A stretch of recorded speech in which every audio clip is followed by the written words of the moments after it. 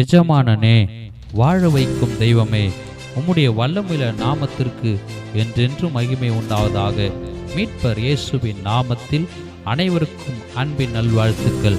இன்றைய திருவார்த்தை சங்கீதம் 25:15.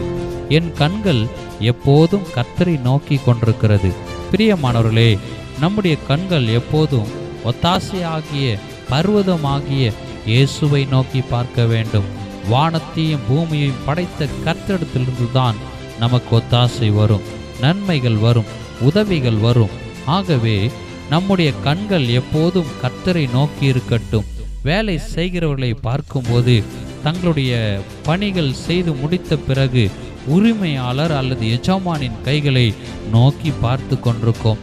ஏதாகிலும் உதவிகள் கிடைக்காதா, நன்மைகள் கிடைக்காதா, ஊதியம் கிடைக்காதா என்று வேலைக்காரரின் கண்கள் எஜமானின் கைகளை உற்று கவனித்து கொண்டிருக்கோம். அன்புக்குரியவர்களே, இக்காலை வேளையிலே நம்முடைய கண்கள் எஜமானாகிய இயேசுவின் கைகளை நோக்கி இருக்கட்டும். எங்கள் தேவனாகிய கர்த்தாவே, எங்களுக்கு இரக்கம் செய்யும் வரைக்கும் எங்கள் கண்கள் எப்போதும் உம்மையே நோக்கி இருப்பதாக.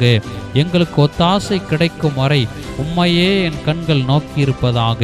என் கண்களுக்கு முன்பாக உம்மையே வைத்து ஓட, ஒவ்வொரு நாளை தொடங்க எப்போதும் உம்மையே நோக்கி பார்க்கிற பாக்கியத்தை தாரும்.